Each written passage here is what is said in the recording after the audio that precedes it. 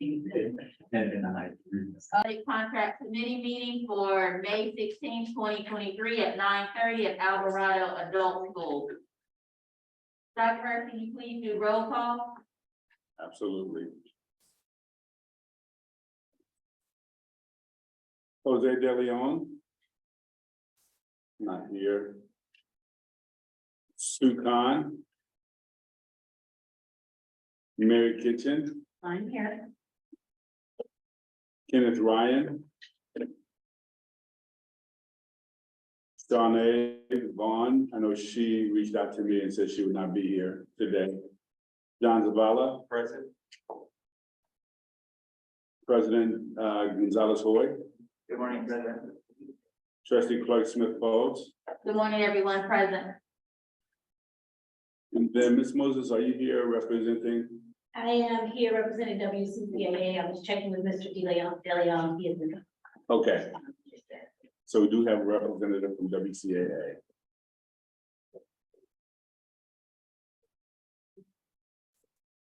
Oh, Kristen, Yeah, hi, I'm here instead of Ken Wright. thank you. So we do have representative except for Shawnee Vaughn from Teamsters. Say again? Yeah, I got her. All right, thank you very much, everyone. We're gonna go around and just introduce who's all in the room. We're gonna start with Dr. Hurst, and then we'll go Dr. McIntyre around this way. Go ahead, please, sir. I am Dr. Hurst, the superintendent. Good to Thank be you. here. Good morning, Robert McIntyre, Associate Superintendent of Business, here for support, not a committee. Mary Kitchen, representing IFGP Local 21 SSA chapter. Good morning, Kim Moses, representing WCCAA. Hi, I'm Kristen Kirkley. I'm here for Adult School Teachers United. Good morning, everyone. My name is Jamila Smith Folds. I'm the clerk of the board and co-facilitator of the Budget Contract Committee meeting. Good morning, everyone. My name is Demetria Gonzalez Hoy. I'm the president of the school board and I'm a co-facilitator of the meeting. Thank you. John Zavala, school psychologist and the president of the United Teachers of Richmond. Rosa Fernando, Executive Secretary to Superintendent Hurst.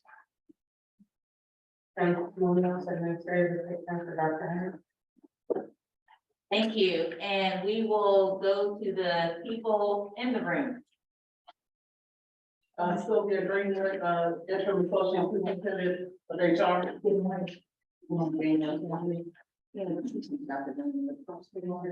morning, Ron Ellis, interim director of seniors. Morning, Good morning, Allison Huey, Director of. Good morning. For the remarks. Marisha Huffman, associate superintendent. Good morning. Morning, Karina Ponce, counselor. Good morning. Good morning. Good morning. Okay, everyone. Again, thank you for coming. We are slated to go from 9:30 to 2, but I always like to give people back their time. So I think it's move or lose it. All right. So are there any public comments? There are no public comments, And no public comments on Zoom either? no public comments on Zoom. Thank you. Approval of the minutes. Committee, without objection, we need to approve the minutes from April 19th, 2023. Are there any objections? Without objections, the minutes are approved. Purpose and outcome of the committee. The purpose of the committee is to look at each department collaboratively with union and community partners to find savings in the budget. The outcome will be a collaborative budget that reflects the district priorities and fiscal responsibility and accountability. Board President, do we have any updates? Thank you, Chair Smith Bowles. We do have an update, and Dr. Hurst and Dr. McIntyre, please join me if I miss anything. We got a letter from the county a few days ago, stating a new, well, not new directive, but changes in from their letter they sent back in March. The changes are practically what I mentioned at the last meeting, that they're giving us some time to do this work in collaboration with labor and community. The changes to the deficit are still the same. They might be even higher, unfortunately, and the board is getting an update of the third interim report tomorrow at the school board meeting, so if anyone would like to watch, it will be reported tomorrow. But the county is allowing a little bit more time, as I mentioned, which means that we don't have to make the $10 million cut by May, although we do have to pass with the third interim a plan for us to be able to have a positive certification in our budget in the multi-year. So that's coming to the board in June as well. All that to say, we do have more time to do this right, which is great. And the county has now approved us to do this work. So that's it, Chairman. Thank you so much, President Gonzalez Hoy. Dr. Hurst, would you like to go over structure and process? Yes, so as I've shared before, we have developed norms. The norms have not changed. The 4 buckets have not changed as well, but just to remind everyone, we're making decisions on whether or not to cut a contract immediately or to cut a contract for a future year. Or if there's not consensus, then that contract will go to the board for further discussion and the board will make a decision. And then the last bucket is to decide not to cut the contract at all. So just a reminder, those are the 4 buckets. Thank you so very much. Yes. Our norms are recognized, good intent, be positive, listening for understanding, take a break when needed, and ask questions to seek understanding. Contracts up for review. The committee will continue to review and follow up items from educational services. The committee will also start reviewing the contracts from Human Resource Department. So that is where we are today. We want to finish what we put on hold last meeting, and then we're gonna go into the human resource part of the contract. Ms. Kitchen, can you tell, oh, sorry, I was looking at wait, sorry, yes, John. I have a process question. Yeah. There's something I'd like to bring up that we've already done. Okay, When would it be appropriate to do so? so let's do it when it comes to next steps. Thank you. So after we do the educational services contract and the human resource department contract, let's talk about, you're welcome. Ms. Kitchen, where did we put a couple of things on hold? Can you remind the committee what we put on hold?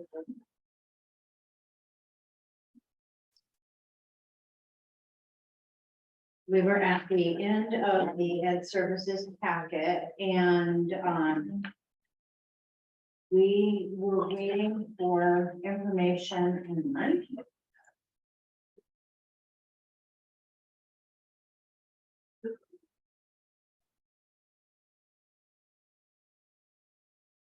the,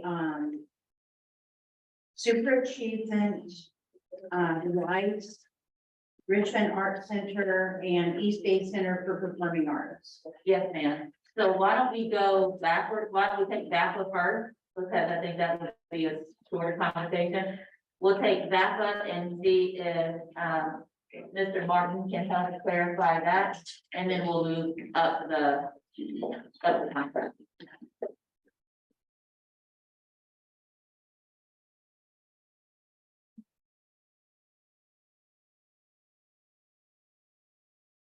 Here's Ms. So, What page are we looking at? Ms. Kitchen, can you tell us what, It was on page 77, the final page. And, super achievement is the Thank you.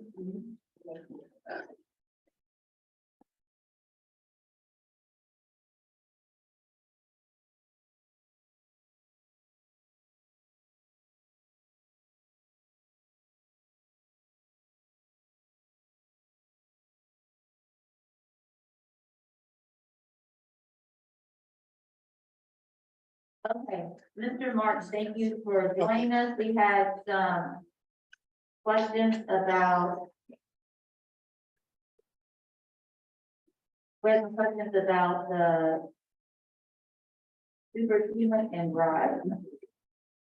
Okay, committee, we wanted to ask, Mr. Martin some questions. Go ahead if you have questions.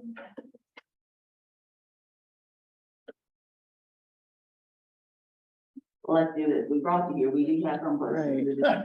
If you could review with us what, superachievement is, and Ms. Kitchen had a note saying that superachievement happened and then RISE jumped in. Is that correct, Ms. Kitchen? Well, I was assuming, I don't know. So super achievement, was, for elementary teachers, and then on Rice, I have continuing something RAC started, teaching classroom teachers to integrate art into instruction. Okay, so super achievement is a contract with Selena Jackson for culturally responsive pedagogy. It was brought under my purview a number of years ago in that version of the LCAP. And I was instructed to provide that for my elementary instrumental music teachers. I oversee 8 teachers that go to all the schools, and they do pull-out programs and work with a great variety of students and cultures and so forth. So Selena Jackson meets with each teacher and observes their practice once a month, and then meets with them to go over it with notes and suggestions and listens to their concerns, et cetera, to help them be more effective and to actually reach the different cultures and students that they teach. Also to make their programs more accessible to some students that might not have otherwise been, feeling welcome there. So that's super achievement, and that's a separate contract. RISE is for, it's for arts integration purposes. They also work with our site liaisons in that program, where we have a site liaison from each school site. We meet about 5 times a year. We go over arts integrated lessons. We plan lessons, and then they take them back to their sites, and they then disseminate them to their colleagues and to the other people at their sites to use in the classroom. The RISE Center also facilitates those meetings, and it also provides 2 intensive whole day events on Saturdays where they train teachers in different arts and integrating them into the curriculum. The RAC Center is more of an arts skills organization, and they actually take teachers through the way to work with the various mediums for art, sculpture, ceramics, painting, etc. So they increase teachers' comfort level in terms of working with arts in their classroom, and they do include a component that's integrating them into the daily lesson planning of classroom teachers, primarily for elementary, but secondary people can benefit from it as well.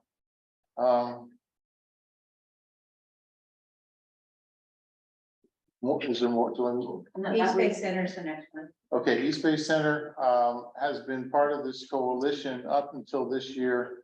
There was a need this year for some of the instrumental music teachers at 4 of our schools, at Helms and at Dejan and at Richmond High and Kennedy High School, for assistance in terms of working with their classes and providing a solid experience for the students. So the East Bay Center had some teaching artists that they sent in to work with those teachers and to support them in the work they're doing on a day-to-day basis. So that was a little different this year. But it was needed, and it was felt that it was in support of our VAPA mission to the district. Thank you, Mr. Martin. Any other questions? Mr. Martin, do you know how many teachers participate in the RISE TV and the 2D on arts integration? Okay, so for the RISE on their Saturday institutes, there were approximately 25 teachers attending to each one of them. For the site liaisons, we have about 45 teachers of record that are part of that group. And then they in turn affect the people at their sites. So it kind of spreads out like the pebble in the pool.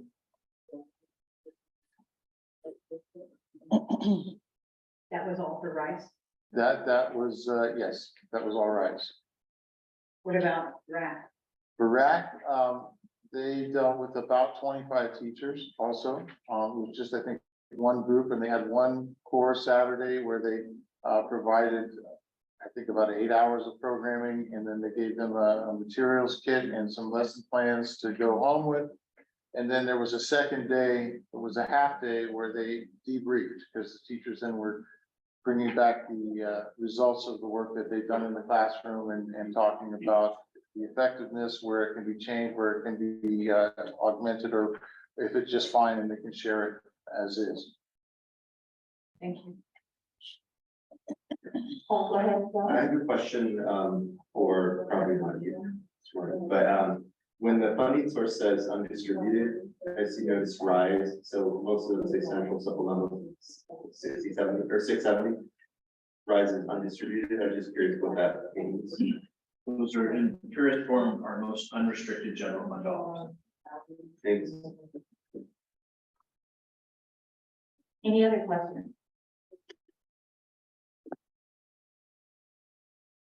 Can any of this be covered under Prop 28 or not?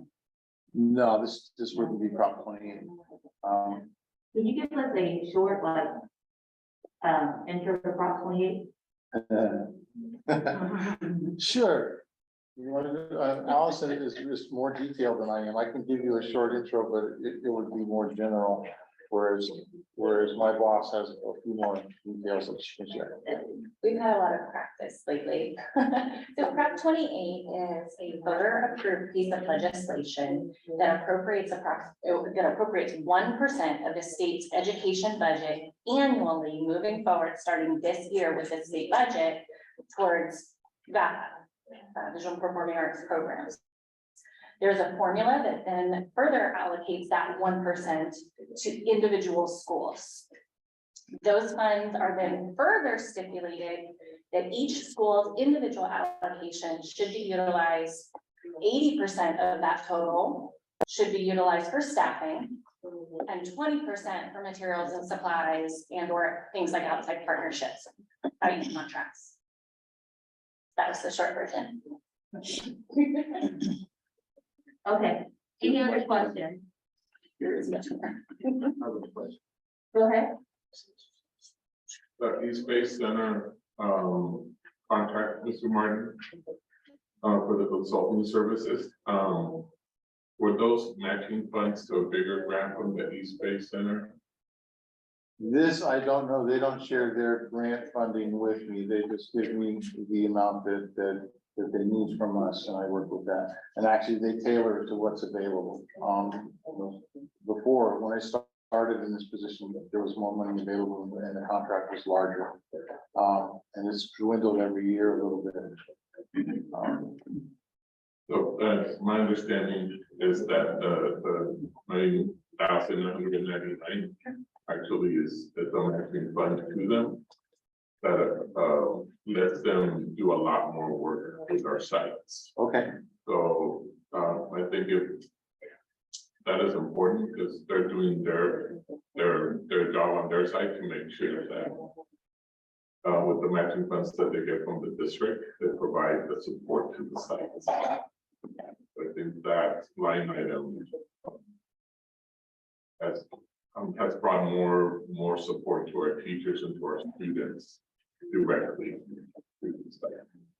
It has, they're a very valuable organization. And I would say that all of our community partners have a similar situation. They all work with grant funds and they seek out funding from many outside sources, and which is why they can work for us for so little.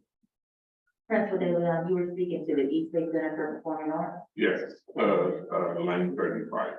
Because I see on my site 3 or 4 different musician support coming into our site. And, it is a combination of some of the work that very good in collaboration with the district also. I don't know about the PD, but I know that those funds go towards. Yeah, towards the right thing. I think if I'm remembering correctly, at Grant last year, I don't know this year obviously, but we had someone with East Bay Center who would do sort of prep lessons, so the teachers got to be there, but they would provide lessons supplemental. So I think there's more to this contract than just this. Well, I know Richmond Art Center does the same, I mean, because they do the big art contest and all that.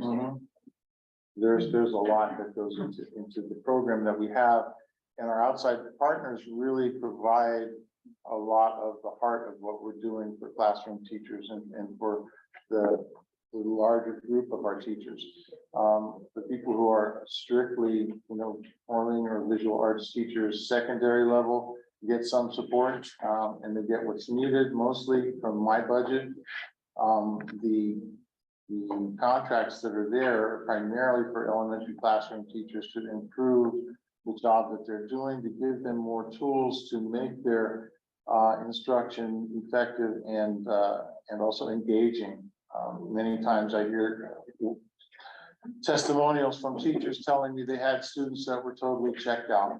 And when they tried an arts integrated way to teach either, literacy or history or something, those students all of a sudden joined the class and became first and foremost in terms of getting things done and taking leadership roles in projects. So it's been very effective. Arts integration is a huge plus in terms of retaining information and engaging our students so that they actually will receive the information. That's why it was instituted rather than try to hire, a million, specialists to then flood the elementary schools with people. I didn't think that was a really good approach. Elementary schools have plenty of things that they are tasked with doing, and their teachers really are valuing every minute they can get with their students. So we didn't want to disrupt those schools, but we wanted to give them another tool so that arts could be included, so that we could meet our state, mandates under the ed code. Thank you so very much. I'm gonna pass it to President Gonzalez. He was doing the thumbs up, thumbs down little before, so that for consistency reasons, we're gonna ask President Gonzalez to finish that task, and then we will continue on. Thank you so much, Mr. Moore. Thank you. I do want to mention that there's one more contract. It's on page 74. Okay, It's School Links Incorporated. yeah, so we're gonna go full length after we do that. Okay. Just wanted to remind you. Thank you so much, Ms. Kitchen. Thank you. Okay, ready, we're gonna start on, did we do, best instrument? We did that. Okay. So we're gonna start on super achievement, again, just a reminder. Thumbs up, let's keep this contract. Thumbs sideways, I can live with it, practically abstaining. Thumbs down is let's cut it, okay? So for super achievement, let's all vote.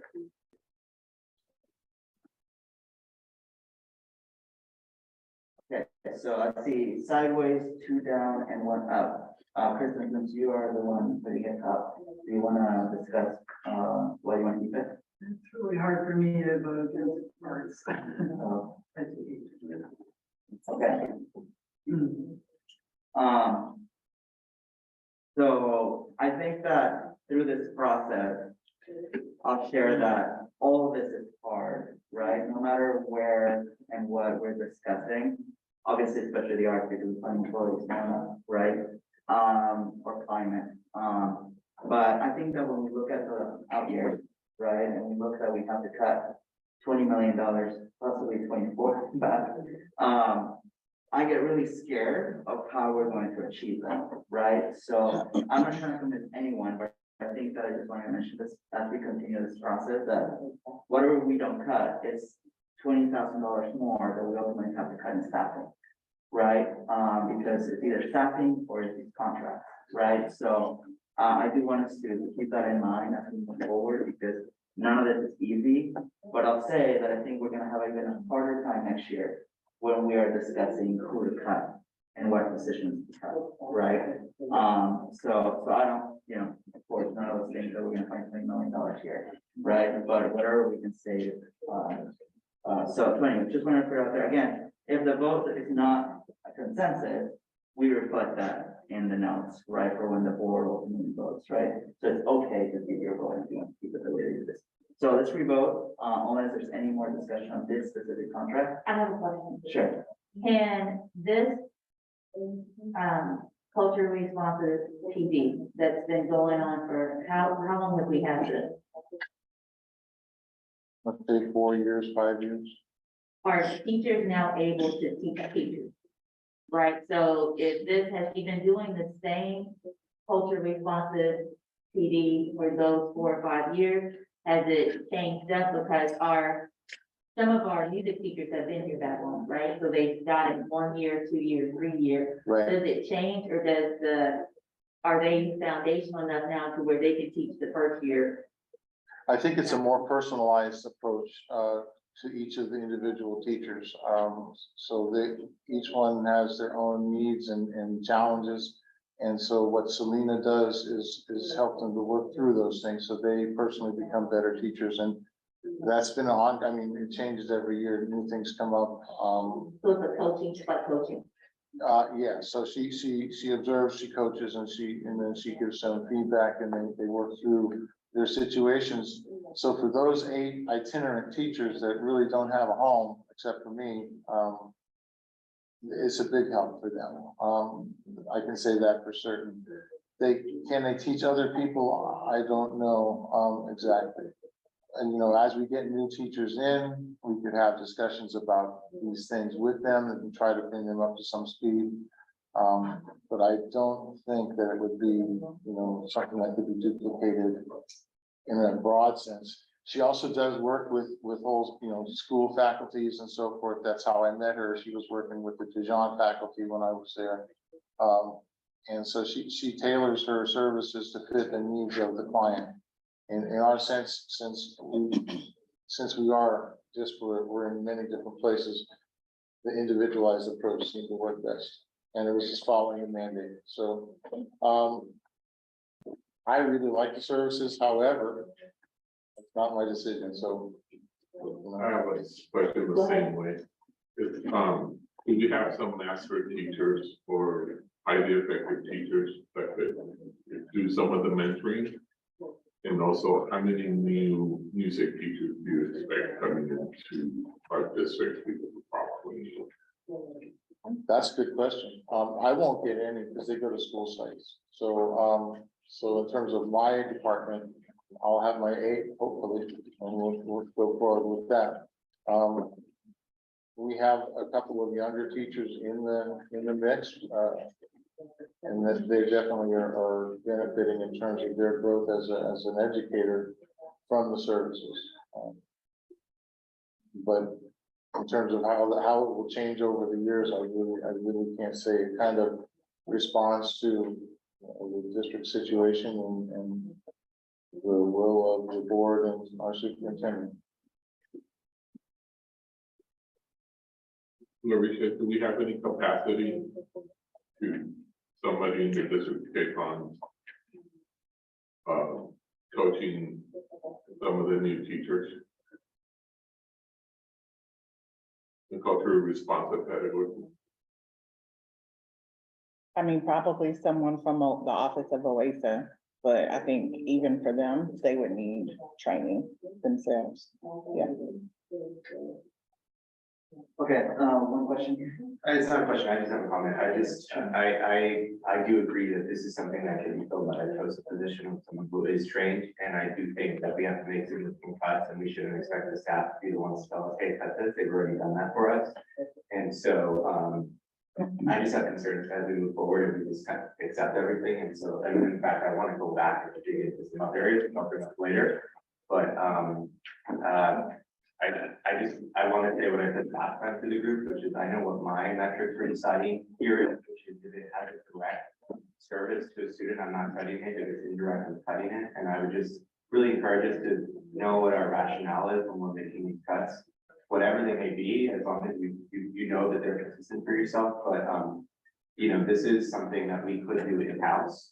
And it is concerning to me that we continue to take on a contract like this. It's a small contract, it's not a big one that's gonna affect budget, but over time, these things add up. We're already at $1 million. And we can consider. Thank you. Any additional comments before we vote again? Okay, let's revote, everybody. Dr. Hurst, we're cutting this contract. Thank you. Okay, so now we're going to the Rise Inc. contract.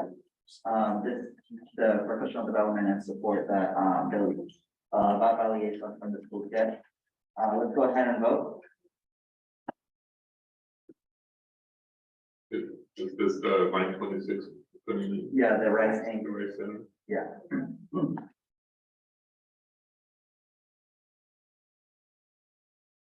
Okay, we're all sideways except for Clerk Smith Falls, who voted yes, so we're keeping it. The power of abstention. Okay, next one is the Richmond Art Center, which is the 12,650. Let's all vote. But this is for teachers or for students in the classroom? Well, Richmond Arts Center provides PD for teachers, which then affects the students.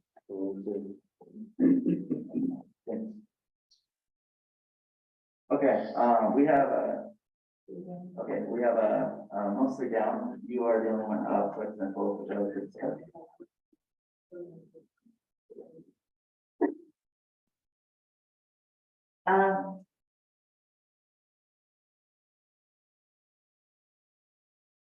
I think that I voted up for consistency. I voted up for the Rise Center. I voted up for the Richmond Art Center because there's a consistent level of, we don't have art teachers in the elementary schools, but we have teachers who are supposed to do art.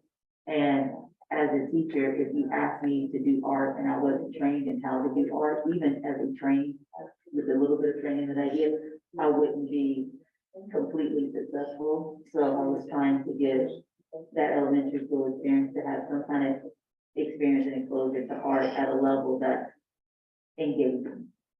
So that's why I voted yes. That's why I voted yes. President Gonzalez with them. I would like it to be more than the kids get on line and draw from what they see, because I do see that in elementary schools, where they just try, somebody shows them how to do it and they do it. I would like it to be more engaging than that. I'm not saying that that's what this is, but that's what I've seen in elementary schools. So I would like, if we do this contract, to see more integrated art, like more real focus on, this is art history in college, and I did not tell you any names of any types of art at all, but, the ones with the dots, and then the surrealism and all of that, introducing those type of things to students, I feel will actually get the experience and exposure before middle school, or high school. Thank you. So I think that, I love the Richmond Arts Center. I feel like if there are sites that want to continue to implement PD, they should use their site plan to do so. If that's a priority, I of course support the arts. The reason why I voted for Rice Inc. and not for the Richmond Arts Center is because Rice Inc. is training the liaisons, we then are bringing that PD to the site. So technically, if done correctly, that PD is happening at every school site, which is not what the Richmond Arts Center PD is doing. So I feel like the impact is not as large as the Rice Inc. And I think that, because it only is impacting 25 teachers. That's a big number of students, don't get me wrong, but I don't think it has the impact of the other one does. So that's why, I'm voting it down, but let's see what. Okay, anyone else, any comments before we revote? Okay, let's revote, everybody. Okay, thank you, Dr. Hurst, we're cutting this contract. Should I be telling you or should we be telling someone else? Rosa. Okay, I was like, you're not doing that. Okay. Rosa's taking on the Thank notes. you. So that's the 15,400 and the 12,000. No, sorry, the 20,000 and the 12,000. Yeah. Okay, everybody, now we're gonna move to CNL Music, which is the $12,000. It is for, repairs. We did that one last time, right? Oh, you did this one last time? Yeah. Oh, okay. East Bay Center. East Bay Center. East Bay Center, okay, I apologize. Let's move to the East Bay Center, that's 9,999. Let's vote. Okay, everybody for up, one abstention. Sorry, one sideways. You know, like, oh. I'm sorry. One sideways. So we're keeping it. Is that the last one? Okay, so let's jump to page 74, everyone. Thank you, Mr. Mark, appreciate it. Page 74, school link services. Take this, Did you get it all? We don't have done that for the moment, county. Because you got a, You get a muffin. you got a muffin. Mr. Mark, you got a muffin, you found out something, so you I got did a. a muffin. Oh, yeah. I don't think I need it. school links. Sir. Oh, okay. So it should be in your email. Awesome. Gotcha, thank you. Awesome. Thank you. Teamwork. Okay, everyone, let's, we're going to Schools Inc. We were discussing this one at the last meeting. Dr. Hugh, thank you for joining us. You were gonna share, I believe, some data. Absolutely. We have a bit of a set change. I've invited some experts to support. Okay, wonderful. Well, we'll pass on to you and to your wonderful panel. Thank you. We really appreciate it.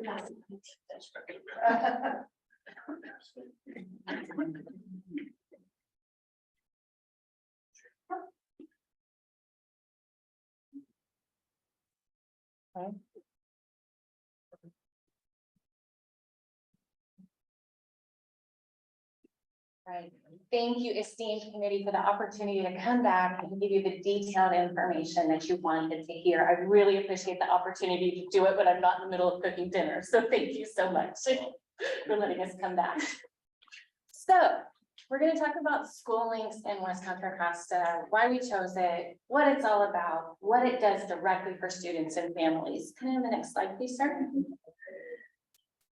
So School Link is a tool that was selected to help us move towards developing a school counseling core curriculum. We really saw the need for a unified, comprehensive school counseling program. And it's in response to direct asks from our counselors, from our students, and our families. So we've got some quotes up here that are directly pulled from school counselors. We do feedback after all of our PDs. This was one of the things that they asked for is there a uniform curriculum that we could be using across all of our schools? Teachers and students have provided feedback, and I'm going to ask our coordinator of CTE to talk about the student and family feedback around college and career planning. Oh, hi. So our students, and when they're doing their career planning in their CTE classes, I'm like, oh, what do you want to do when you grow up? Students will get feedback of like, didn't I talk to my counselor about this? How does this fit into the college counseling conversations that I'm having over there? So kind of a way to integrate, it's all this, what we're doing after high school. So I'll move to the next slide. Having a comprehensive school curriculum that is uniform throughout all of our schools also meets the directives of the ASCA national model, which is what we're striving to be. We want to be an ASCA national model school district. ASCA is the American School Counselor Association. The ASCA national model promotes the implementation of a comprehensive developmental school counseling program by providing all students with standards-based school counseling core curriculum. And the next slide. So that we can address universal academic, career, and socio-emotional development. So when we went looking for this curriculum that our folks were asking for, that's what we were looking for. It's something that had all of these components. We reviewed several different curricula and we found what we were looking for in School Links. So I'm going to toss it to our expert in the room for what the counselor experience is and directly providing that support to students and families. Our lead counselor, Mrs. Karina Soriano Ponce. Hi, so within looking for a program that would support not just high school students, this actually is K through 12. Right now, it's launched middle school through high school. We were looking for something that would be universal among everyone, so that when a student transitions from one school to the next, they already have information following them that the counselor can go ahead and pull data for the student. So as counselors, we want to become more data informed. That way we're providing the services that our students actually need, rather than just being textbook and grab a book and let's use this. We want to use the curriculum that our students are asking for. And so with the ASCA model, it also asks to use different types of technology, is actually in there as one of the asks. If we can do, okay, we're in that slide. So we are going to go over a few of the ways that we use it. So we have some slides where we'll speak about how students use it, how staff uses it, and also parents. This is something that parents have access to, where they can see what curriculum their student has done, what their answers are, what colleges they're interested in, what careers they're interested in. So let's go ahead and move on to the next slide, and I'm going to go ahead and pass it over to Ariel for this part. Okay, cool. So I am sharing just again, like really one-stop shop is kind of what we're looking at. I really heard what you said, John, about like student facing, and I really want to emphasize that this is student and parent interactive. Like students can log in, it's already integrated in Clever, but then also obviously like their counselors and their teachers can see it as well, and then we can see it also in terms of like what students are interested in. So kind of anything that you think of post high school, you can take a look at the slide of some of the things that it integrates together. When we think of, you know, what are you doing after high school? Supporting students to figure out what their plan might be, what their 4-year plan is, helping them design their courses while they're in high school, thinking of what they're doing after high school. Figuring out their careers. I'll show you later some career interest surveys and some career like research videos of looking at a YouTube video, or not YouTube, but video on there, talking to somebody who already does the job, what's it like for them, et cetera. And then also it has a whole college portion, which is really nice and a way of integrating, again, the career side of things and the college side of things. Go ahead. So within looking at it for high school students and parents, these are some of the things that we really focus on. So career planning, access to career interest, strengths, and mindset, find internships and volunteer opportunities, explore traditional, emerging, and military career fields, create digital portfolios and resumes. For college, exploring 2-year college, 4-year college, taking virtual tours of college campuses. We know we can't always get to all colleges during tours. Track college applications, which is a big one for high school counselors. We want to be able to track where our students are going, what are they planning. Through here, students actually apply. We receive messages as counselors, hey, your student applied here. The student receives messages to make sure that they fulfill the application. We also receive messages to make sure that the student has a letter of recommendation. So this is like the one stop for all applications, and I did double check on that to make sure that every single application can be used, private, public, schools. So UC, CSUs, all of those. Request letters of recommendation, like I said, many times our students are waiting last minute. Well, this gives them a timeline that they have to follow, and it consistently sends them emails. Academic plans, create course of plans based on career pathways, and then communicate with counselors. This is a huge one. So counselors can see when students are making changes to their plans. That way they can communicate with the student via email and also pull them into the office and say, hey, I noticed you changed your plan, what's going on? And open up that line of communication. Financial support, so searching for scholarship matching, learning about financial aid, and then getting support when it comes to analyzing offers. So there's a portion where, you know, the student can upload their offers from colleges.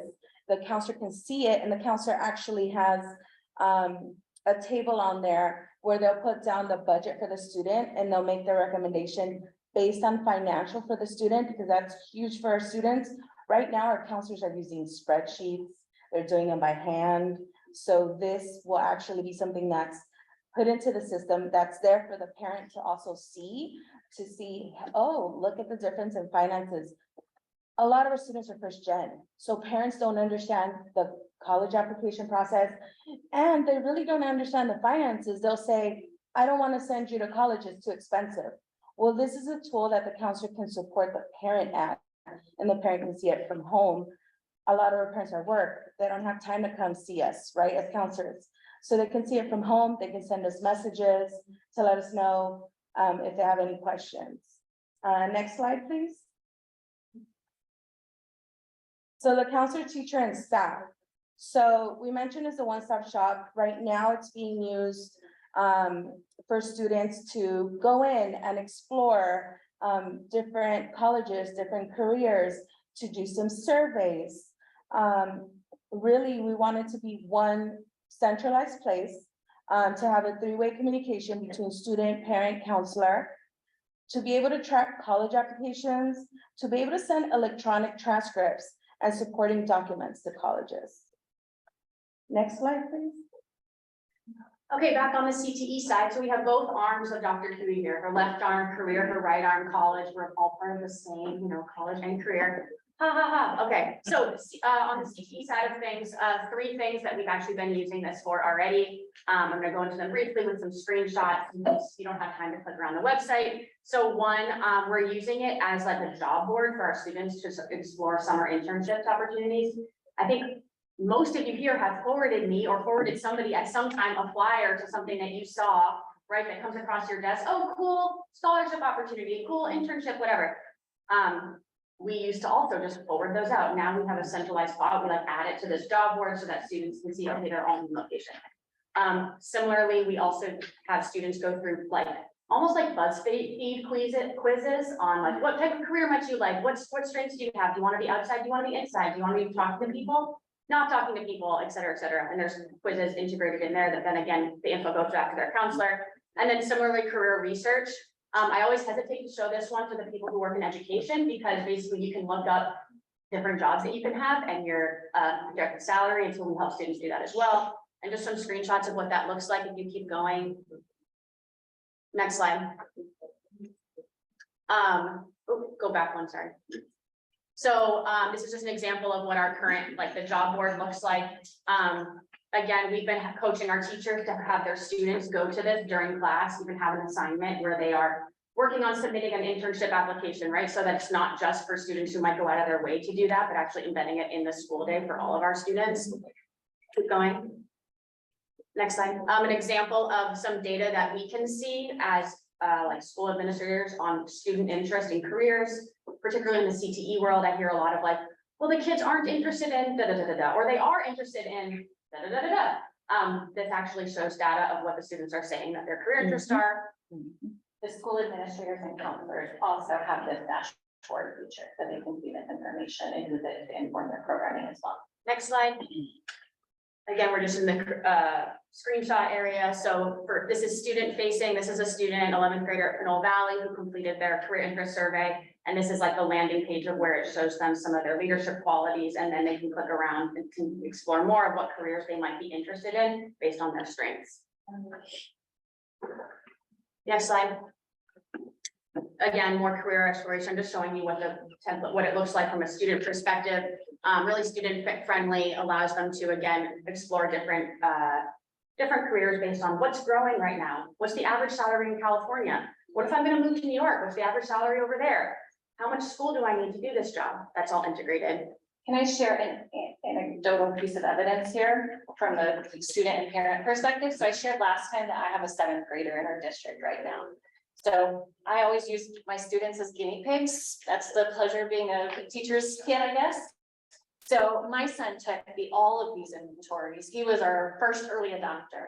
And after he took each survey, he would run into the living room and show me. He's like, Mom, this is what it says I am. It's me. It got me. Yeah, that is me. I am into arts and I am into science, but I also really like to talk to people. So that's how I really relate to the world. And it says that when I go to college, I want to kind of explore what's out there for in the world for me. For me, it showed me a couple of things. It showed me that the surveys actually are aligned because it did give my kid, right? Like I know my kid and the feedback that it gave him was spot on. It also sparked a conversation in our house that I'm embarrassed to say, we had not had all of those conversations yet with my 7th grader about what he really thinks his career is going to be, how he likes to study, what his preferences are in learning. It was an opportunity for me as a parent to engage with my child about long-term career planning in a way that we wouldn't have had if we didn't have this experience. Next slide. Again, more career research, just again showing not just in California, but nationally for students. This is, you can get far deeper. Next slide. Weird example, don't you know? Is that what was highlighted? And then handing it back over to the other arm for the counselor side. Next slide, please. We're gonna go into a glimpse of what counselors are seeing right now in school links. So counselors are able to dive into data, as I've mentioned, not just college and career, SEL as well. We're able to see throughout the time students are taking surveys. So we're able to see where are they socially and emotionally. Let's not forget that counselors are also well-versed on social emotional support for students. That's something I really want to emphasize that gets taken away from us. But if you go to our K-8s and our middle schools, that's where they're doing a lot of this support. And so this platform is another tool for them to use to be able to check on students, to be able to pull students to see how they're doing. And so on this facing for them, they're able to see the different surveys that students are taking and able to really pinpoint where they need more support. Next slide, please. As well as post-secondary, right? We're getting more info, and these are just snapshots. There's tons of surveys on here. There's tons of information. These are just glimpses as to where we're at right now in our dashboard. Next slide, please. I'm sorry, could you maybe stop going to that slide for a second? Could you explain those numbers for me, please? Yeah, so these are showing where students want to go post-secondary, what types of colleges they want to go to, or if they want to go into the military. And sorry, it's really slow on mine, small on mine, so let me make it bigger.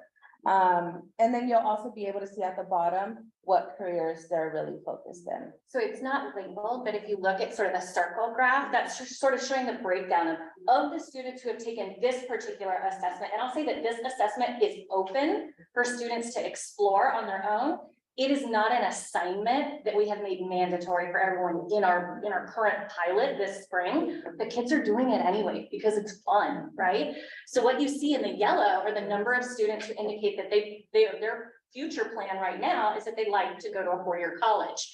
In the green is the 2-year college. In the blue is the military. That particular figure, I think, is surprising to everyone.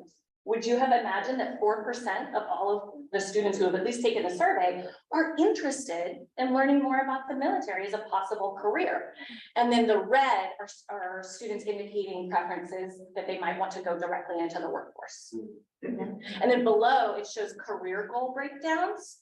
So right now, you're seeing of all of the students who have currently completed the career interest assessments, the top career interest right now, with 52 students indicating this as their initial career preference is as a music performer. What's number 3? Number 3 is acting. Number 2 is registered nursing. I unfortunately am not seeing educators up here, but I'm still pushing. They didn't make the top 10. Yeah, I guess they will. Thank you. Next slide, please. So what's to come? So we've been saying this is a pilot. It was introduced to the counselors this semester. It's around February. And then we really did a lot of deep diving, especially with middle school. Next slide, please.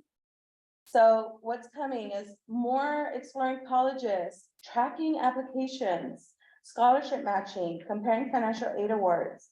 Next slide, please. And this is a sample of what it'll look like on a counselor's dashboard, right? Where they're able to see what students are applying where, what colleges are in demand. This is really important as well. Colleges come to our campuses. We want to make sure that we're actually pulling colleges that our students are interested in. Next slide, please. More college research for our students, especially, we have students that do go out of state. And, you know, we don't take them there. Sometimes parents can't afford to take them. So this is another way for them to take a tour of the campus. Next slide, please. Scholarship matching. So our department has put up scholarships on here, and we have seen students looking at it. This matches students to scholarships so that they could apply. So basically, the student puts in their demographic information, their interests, and then the computer does the work to match them up with available scholarships that meet their criteria. Next slide, please. And then the comparing financial aid awards. So once, like I said, this is a pilot. The work is really going to go in this summer when we're pulling additional data from PowerSchool to be able to have all of the students' information on here, especially from their transcripts. So once that's up, this is also going to be up where we can support the students in making those decisions to college. And for a lot of them, it's finance. So if their financials are good, then the student will be able to make that decision. Next slide, please. And then the 4-year plan. So students can actually go on, make the 4-year plan. It sends a message to the counselor reviews it, and they either approve it or deny it. And if they deny it with information for the student. So the student understands why it was denied, what needs to be fixed. And we keep hearing from parents like, I want to plan. A lot of our counselors, again, are using spreadsheets, writing things on paper, handing it to the parents and the student. They hand over transcripts. Sometimes parents are like, I don't understand this. This is an easy way for parents to see it, for students to see it, for counselors to see it, and it's a one communication. And it doesn't get lost in a backpack. It doesn't get lost in the back. And the work is really gonna be this summer for me, where I'm gonna support with making sure that all of the information from PowerSchool gets transferred in, because what gets transferred in is that transcript. That transcript gets put in, the students will see the courses they've already taken, the courses that they're going to be taking the following year. And it just makes for a better communication between the parent, the student, and the counselor. Next slide, please. All right, so we want to sort of clarify the implementation timeline. So the fall for us was really about getting through the contracts process, which is a little new this year. It's a lot more complicated. Making sure that we're appropriately vetting all of the services that we're utilizing our limited resources for. So that took quite a while. And then once we got the contract in place, we were able to work on the tech setup that was needed to get all of the students rostered, to make sure they were able to utilize or to access the platform directly from Clever. So it's really easy to use both for kids and parents. That took a little while. That meant that we weren't able to really roll out to students and teachers and counselors until the spring. So we were aiming for a spring rollout for our soft pilot. So the soft pilot really was about learning. We're going to make sure that everybody gets logged on, does the orientation modules to learn about the platform and really get a feel for it. Then we wanted folks to get their feet wet with some limited assignments. So for example, we gave everybody the Find Your Path assessment. All middle schoolers were assigned the Find Your Path assessment. That assessment then gave us their career interests and let's see, like personality indicators that sort of guide you towards certain career industries. That data could be utilized when counselors and other adults in that student's lives are supporting them to make their course selections for the upcoming year, either as they go into high school or as they select additional courses in middle school. And then we did a lot of getting feedback. We're still getting feedback. We get feedback from our counselors constantly. We get feedback from teachers and then from students as well. I want to emphasize that for this rollout, it really was a middle school focus, and that was purposeful. We heard very clear from our counselors that they really wanted us to kind of start with an emphasis on middle school, so that we were basically training kids up as they came into high school, and that the high school counseling staff could sort of hit the ground running with something the kids already knew and were utilizing. So moving forward into school year 23-24, the idea is that we'll have a much more robust implementation. We're doing the planning work now, the sort of parallel planning, to make sure that we're able to implement a full scope and sequence. That's that comprehensive school counseling program that we talked about at the beginning of our presentation. We're going to open up those additional features that our lead counselor spoke to you about, including the course planning, the college applications, and the parent login. Parent login isn't yet open because we need to train parents and we need to do a whole campaign around it, right? And then we're also going to be designing and implementing training that goes along and is really steps ahead of, we're going to launch this feature next. We need to train people and get the word out ahead of time. So we're doing all that planning work now, which the next slide really talks about. So again, it's a soft launch. These two images really show you kind of the work that this is our draft right now of our scope and sequence. And we're being really purposeful, making sure that we're opening up things and creating due dates for assignments, for example, like the financial aid module, in advance of the financial aid due dates and milestones. So we're being really intentional as we set this work and working together with our counseling staff, as well as our colleagues in IT, because as our lead counselor mentioned, there's a tremendous amount of work that it takes to do any tech integration for any platform, especially when we're talking about loading in things like master schedules, individual course files, and student grade data. It's going to be a several month-long project. So the next slide. Okay, getting into a bit more data because that was really what you guys focused on last time. So we want to give you as much as we can. So this is an example of current student usage in our very limited pilot phase, where we have only assigned a couple of things. We really just wanted folks to get logged on, learn about it, and do one thing. So you're seeing so far we've had a little over 2,800 total student logins by 1,994 unique students. And that's out of the 11,000 total students from grades 6 through 12. And remember that we were really just targeting the 7th and 8th, the current 7th and 8th graders. And then we learned through our implementation phase that we really, through our soft pilot phase, that we really should have included 6th graders, right? Because some of our campuses have 6th graders at middle school. So we dropped it down to 6th grade and included them as well. Moving on. So this slide is an example of what we can see on the staff side of the dashboard. This is giving us our overall data from one of our assessments. This is in the learning and motivation. So this is kind of in the SEL category. This is some of the information that you can see from students.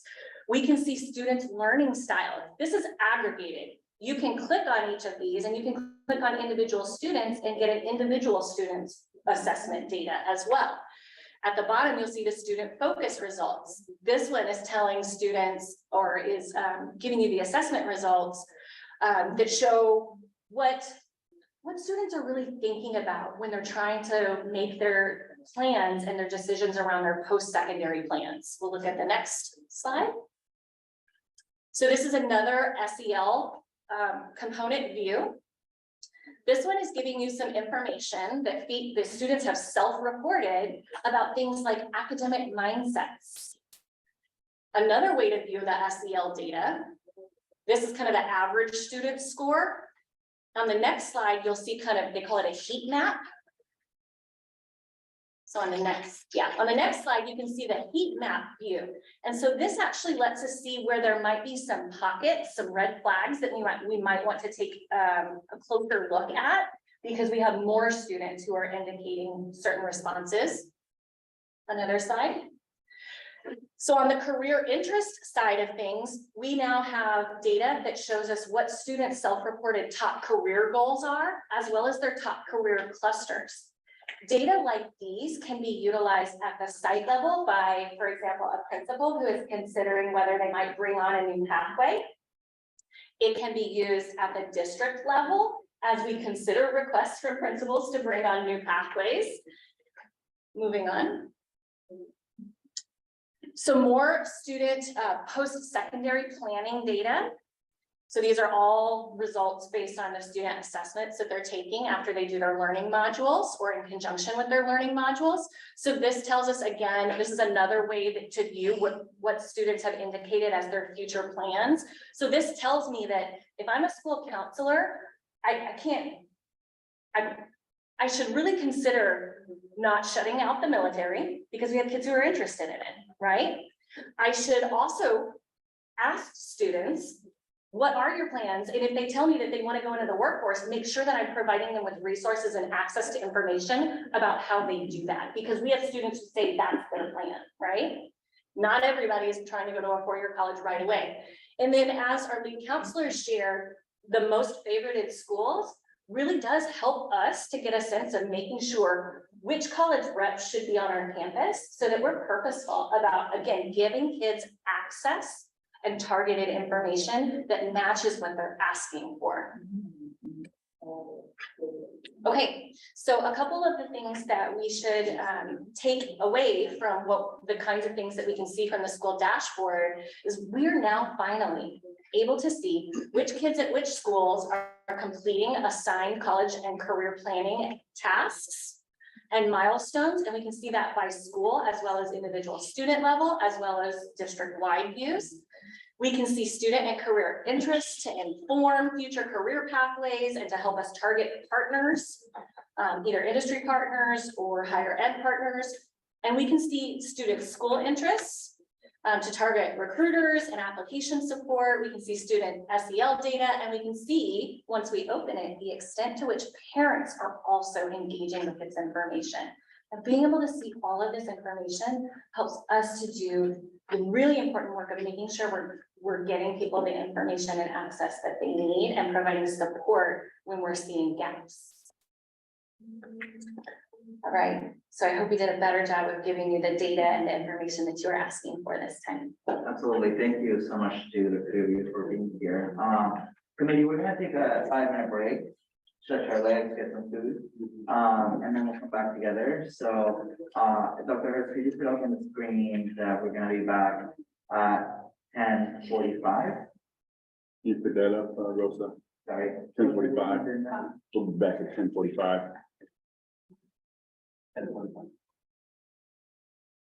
And then please don't go, so we'll come back and if there's questions, we'll ask questions.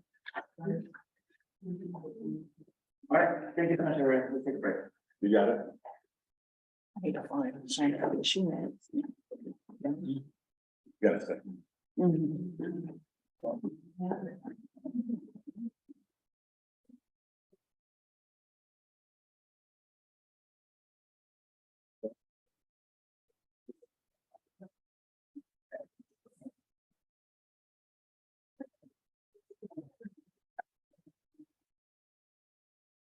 Well, we.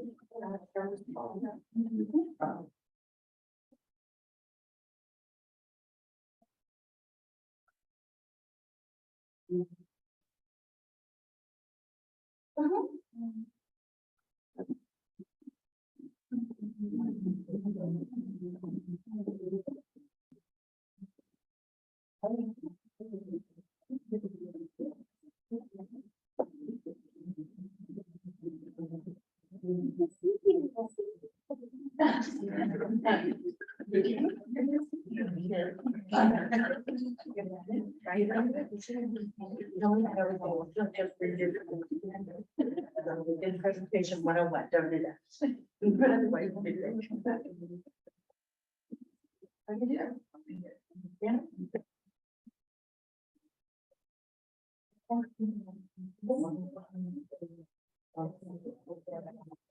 Yeah.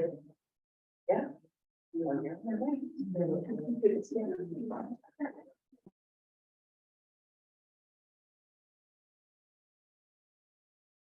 Yes, sir. Okay, thank you, everybody. like all 5-minute breaks turn 15, so, we should just get used to that. Okay, so, we heard a wonderful presentation. Why don't we move to questions? Are there any questions from people? Mr. Sadal, go ahead. Sorry, but I want to give other people a chance for, Okay. So when you're importing all of the data over, are they supplying or helping with a crosswalk to do that? They absolutely provide a crosswalk. It's still a very intense process. Yeah, I've implemented other projects before, so I understand. And do we anticipate the cost to be more next year? I do not have a next year estimate. I will say that there is another contract coming up for elementary expansion, which is something that Dr. Hurst has directed us to do, is to continue to expand college and career readiness work into elementary school. So that would be an additional contract with an additional cost. And this one runs through October. It does, so. Okay, thank you. Thank you. Careful, you're not gonna get a donut today. I just heard more money. Which I don't wanna hear. Remember that the college and career dollars also, as to the extent that we can apply them towards CTE, and this certainly goes towards CTE, can be used and are used as match funding. So about the $5 million in grants that our department brings in just for CTE we have to be able to show that we're spending our money to get that grant money. Excellent. Mr. DeLeon, you have. What's the rollout for secondary? So as we showed in our slides, the anticipated rollout next year is that we start August with a full scope and sequence in place with training that is preloaded to go before each of those modules is pushed out for students and made available for students. Is that answering your question, or did you have a more specific? So this sounds to me like, here's a new thing, make sure everyone does it, make somebody in charge of it. Good question. Thank you for clarifying. Yeah. So some of the work that our lead counselor and I, along with our A through G improvement coordinator, have been doing is to sit down with all of our available, learning modules and activities and align that not only to milestones that have to be done during a school year. For example, we have to do the financial aid learning prior to the financial aid deadline and with sufficient time for them to act on it, right? So that kind of sets our timeline. In terms of who does it and when, we're also aligning that work to the counselor's month-by-month tasks so that in a way that it makes sense, right? Like we're focusing on these activities during August because this is what counseling staff is traditionally doing with students in August. But counseling staff is going to be going into every classroom to kids, every single kid. Counseling staff should be going into classrooms to provide instruction and support to every single kid. So I'm saying, do the counselors know that, and do the teachers know that you're gonna take away chunk of time from their curriculum? I'm just, the questions that teachers are gonna say, so I have to give up 3 days of curriculum to do this? These are 15-minute lessons, actually. It takes 15 minutes. We've already seen success at the middle school and teachers are actually excited. So if the counselor comes in and does a lesson and lets the teacher know, the kids are finishing up, we've had teachers say, they're done. Is there anything else they can work on? And so we've had teachers support at the middle schools where they see the value of this, where kids can spend their time on it if they're done with assignments early. Or they can call the counselor in to do a lesson plan that's related to what's going on in class. Did that answer your question? I am thinking like a high school teacher. I got this much curriculum to do. And nothing takes 15 minutes because there's 15 to 20 minutes of setup for everything that I do in my class. That's my question. I hear you, and I think some suggestions that we've had for those scenarios, sir, are to make use of for the schools that do have things like advisory periods. Your advisory curriculum is built in, here it is, that's a great spot for it to go.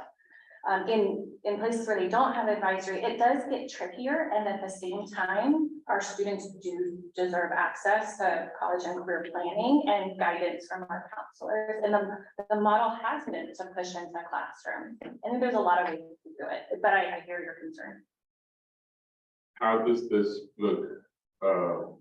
So most schools are pushing counselors to be with every senior, with every 10th grader, with every 9th grader. How does that fit into their schedule? So this is a way for counselors to actually meet with them. I see it now, because I meet with the counselors where they'll go into every English class and they'll meet with them, but they don't have a curriculum. So counselors are making up their own slides, trying to figure out, what am I gonna teach them? What do you advise? This cuts that into, we have a model now. You're gonna take, yes, the lesson 15 minutes, and you're right, there'll probably be 30 minutes in there. But that's valuable time to get face to face to all students.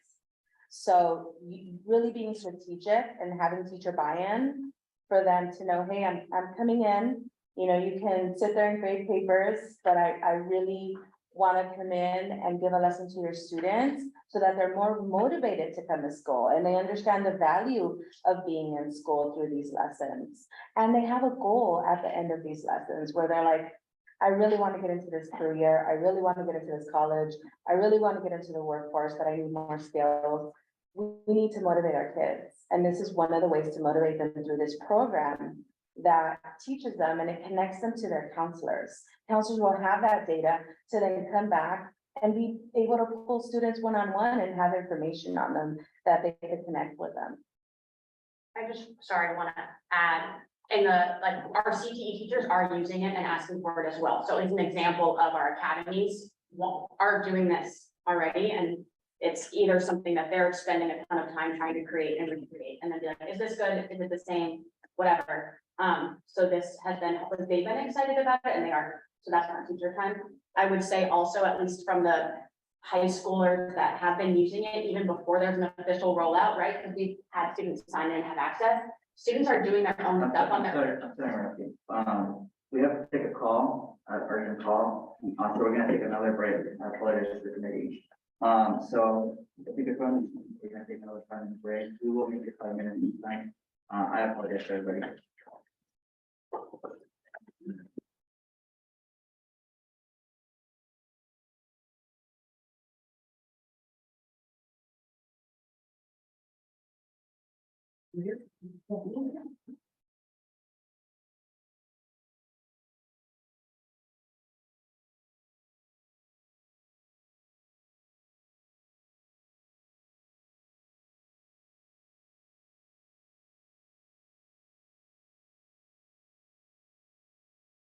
Question.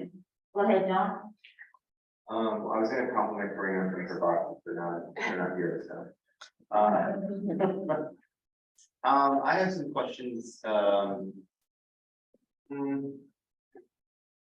it was, one of my questions kind of transformed after I heard Mary's question, so am I hearing correctly? And both of you may not be the people that asked, might be Dr. Huey, but, this contract for the 100,000 terminates in October, which to me suggests another 100,000, or to renew the contract. I mean, speaking for you guys, I would expect it to be 100,000 plus, because they're gonna have to do the lower level also, and that's not included in this total. Yeah. So I feel terrible, because we're adding more money on.